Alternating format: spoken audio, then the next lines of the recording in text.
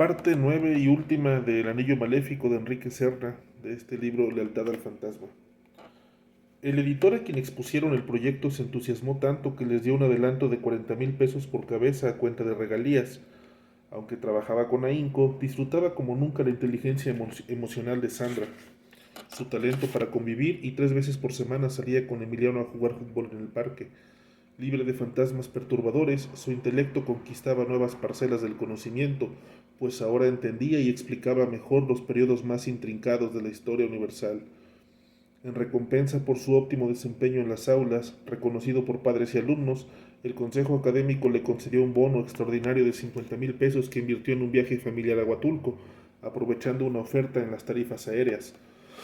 Pero su felicidad era más frágil de lo que imaginaba. En el aeropuerto, al pasar por el detector de metales, tuvo que quitarse el anillo de bodas y cayó en un trance de nostalgia mórbida. Bendita entrepierna de Irene, ¿quién pudiera volver a explorarla? El sabor a jungla de esa vulva adolescente, atesorado en sus papilas gustativas, lo incitó a venerar la obscenidad traviesa, los caprichos insolentes del instinto. Darles la espalda significaba comenzar a morir. ¿De veras quería ser un modelo de sensatez? Vivía sin sobresaltos, colmado de afecto y dicha hogareña, pero si se hubiera cogido Irene, si fuera todavía su amante secreta, si su vida chisporroteara de ansiedad y delirio, no tendría como ahora el resquemor de haberse rajado cuando el destino lo puso a prueba, con las puertas del paraíso abiertas de par en par. En el avión, mientras jugaba con Emiliano a encontrarle formas de animales a las nubes, logró disipar un buen rato ese pensamiento incómodo. Pero desde el primer día de playa en Huatulco, el espectáculo de las guapas bañistas en topless contribuyó a desmoralizarlo. Sandra conservaba una silueta más o menos curvilínea, pero un tanto abultada en el vientre, y no la favorecían los trajes de baño de una sola pieza que usaba desde el nacimiento de Emiliano para ocultar la cicatriz de la cesárea.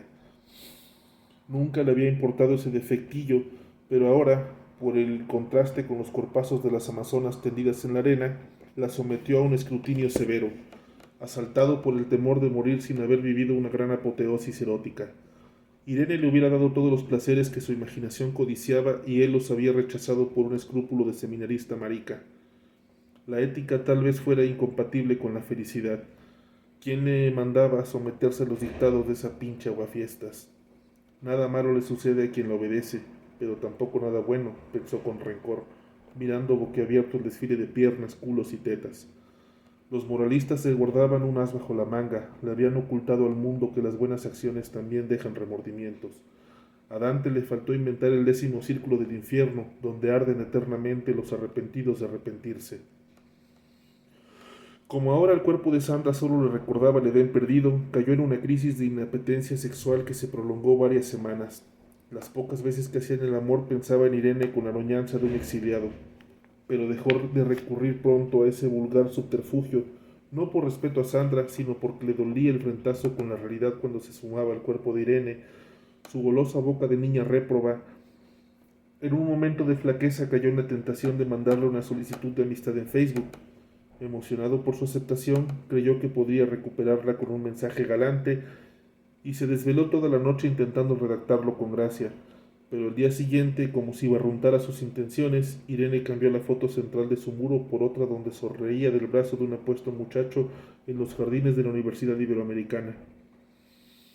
Imposible competir con ese novio, tenía que aceptar la derrota. Ya ves, imbécil, te comieron el mandado por culero, y además se había inscrito en una universidad privada desoyendo su consejo.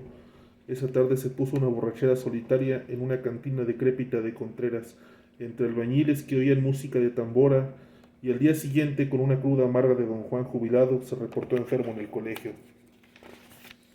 La falta de sexo agrió el carácter de Sandra, que ahora se amurallaba en un hosco silencio cuando llegaba a casa, después de recoger a Emiliano en la guardería. Aunque procuraban comportarse como si nada malo les ocurriera, cayeron en una atmósfera de hostilidad no declarada, la peor de todas las hostilidades. Subieron de tono las quejas de Sandra por su mala costumbre de no llevar los trastes sucios al fregadero, por su manía de dejar prendido el foco del baño. Me prometiste que ibas a pagar el teléfono, idiota. Por tu culpa ya nos cortaron la línea. Si estás en la casa más tiempo que yo, por lo menos ten la decencia de hacer las camas, en vez de quedarte echado en el sofá con tu computadora. Era demasiado orgullosa y púdica para soltarle a boca de jarro su verdadero reclamo. te odio porque ya no me coges. Ambos cayeron sin darse cuenta en el mecanismo compensatorio de la sustitución de placeres. Buscaban en las galletas, en las fritangas y en los helados un sucedáneo de la saciedad sexual, mientras la grasa se les iba acumulando en la cintura, en el pecho, en la papada. Nuevas ninfas en minifalda, coquetas y de ligeros cascos perturbaban a Fidel en el colegio, pero ninguna le coqueteaba con suficiente descaro, y por haber engordado 9 kilos en los últimos meses, descartó del todo la posibilidad de gustarles. En una charla de cantina, Kate le contó que su amante María Luisa, la esposa de un político tranza con una fortuna en negocios inmobiliarios, quería dejar al marido para irse a vivir con él. Era un proyecto halagüeño y a la vez comprometedor, porque el marido podía contratar detectives para buscarlos en cualquier lugar del mundo y mandarlo matar cuando lo encontrara, pero si ahora se echaba para atrás, ella lo tacharía de cobarde. Por nada del mundo quería perderla, sollozó, pues solo enredado en su cuerpo había vencido por momentos la nostalgia de las olas gigantes. Con legítimo orgullo de enamorado mostró a Fidel una foto de la hermosa infiel, una hembra imponente de largas piernas con un enigmático rostro de Madonna renacentista. Fidel le aconsejó llegar con María Luisa hasta las últimas consecuencias, aunque las mareas traidoras volvieran a destrozarlo, y salió del bar con una envidia feroz. Horas después, apaciguado por un churro de marihuana, se propuso convertir su envidia en emulación. Si tanta falta le hacía una amante guapa y ardiente como la de Kate, bien podía ligarse a alguna secretaria del colegio o a cualquier desconocida en un bar. ¿O qué? ¿No era un hombre interesante, más o menos atractivo, con buena charla y sentido del humor?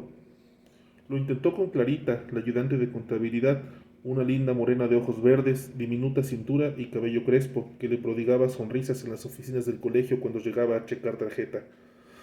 En sus horas libres se puso a charlar con ella y un día la invitó a comer en un restaurante italiano, pero llegados a los postres ella le preguntó por Sandra, con quien seguía teniendo comunicación por Facebook. Interpretó el comentario como una velada advertencia y no tuvo suficientes agallas para pasar de la charla frívola al ventaneo de sus intenciones. Los viernes por la noche, disfrazado de hipster, frecuentaba los antros juveniles del sur de la ciudad en busca de cachorras ardientes. Por falta de tablas, en sus intentos de ligue duras penas atinaba a farfullar bromillas galantes, inaudibles para colmo por el estruendoso volumen del punchis punchis. Los jóvenes ya no ligaban de viva voz, se flechaban con los ojos en la pista de baile o intercambiaban de mesa a mesa mensajes de texto y a veces se iban a la cama sin haber cruzado palabra. Su técnica de cortejo resultaba tan anticuada que algunas chavas con pocas pulgas le negaron el permiso de sentarse en su mesa.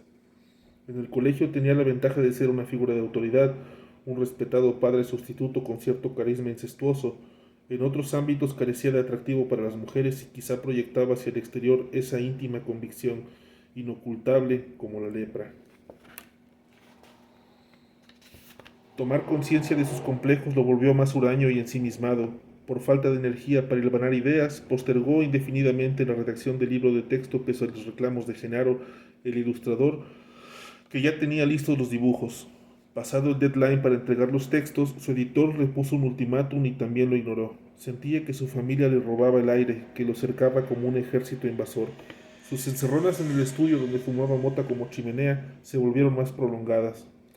Harta de verlo vegetar en el sofá, Sandra le diagnosticó un retorno patológico a la adolescencia. Para escapar de sus reprimendas se encerraba con llave a oír viejos discos de punk rock, y Emiliano ya ni siquiera le pedía que lo llevara a jugar al parque. En largas jornadas de hastío recordaba las circunstancias que lo habían llevado a cometer su fatal error con Irene. ¿Por qué le había dado tanto crédito a un sueño, si era más bien un racionalista pragmático, divorciado del pensamiento mágico? Tras una larga excursión por los vericuetos del inconsciente, se acusó de haber rechazado a Irene por miedo a cederle su inútil y miserable albedrío. Ni el orgullo lastimado por la profanación del anillo ni el temor al escándalo en el colegio lo habían disuadido. Tampoco la posible ruptura con Sandra, fácil de evitar si actuaba con discreción. Lo que lo aterró fue prever las secuelas de su amorío.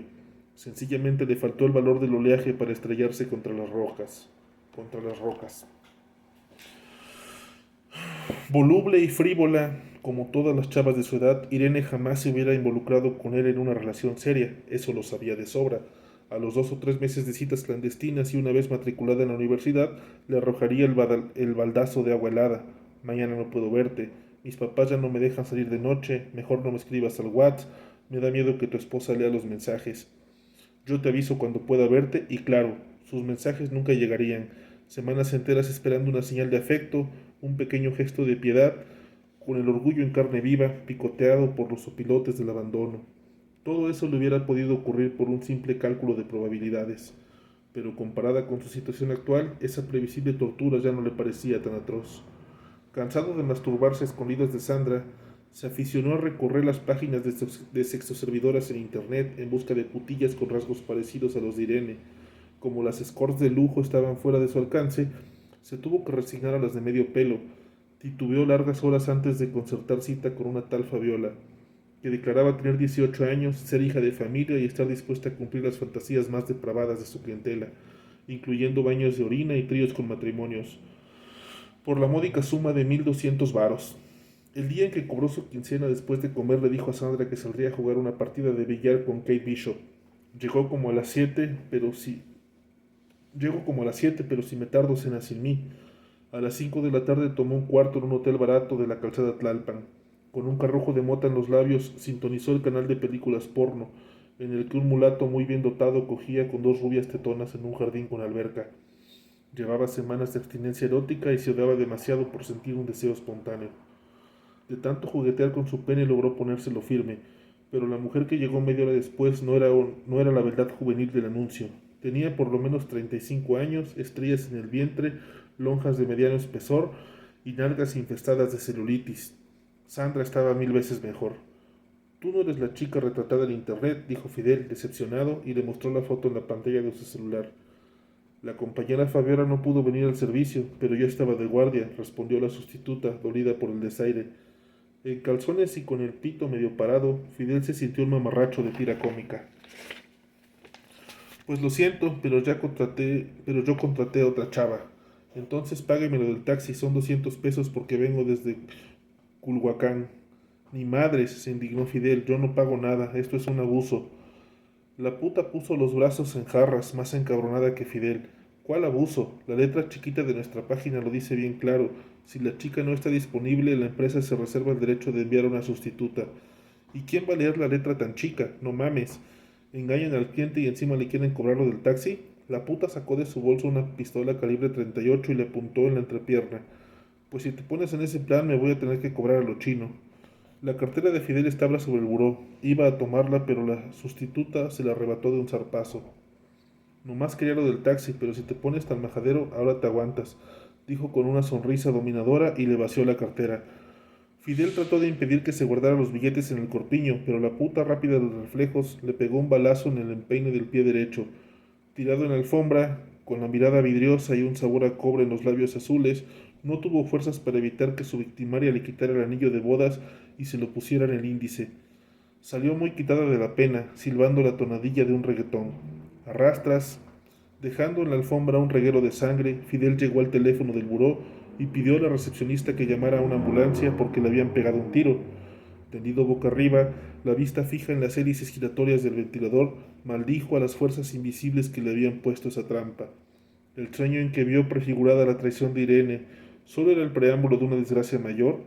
Dios lo castigaba por haber refrenado sus bajos instintos. Despreciaba entonces las buenas acciones. Primero le infundía un deseo indecoroso y luego una frustración atroz por no satisfacerlo. Qué aberrante manera de hacer justicia. Quizás lo colmaba de calamidades como a Job para medir las fuerzas de su fe. Creía más que nunca en él, pero con una fe teñida de rabia. En esta y en la otra vida no se cansaría de repudiar a ese tirano con un fervor parricida, pues ahora lo veía claro.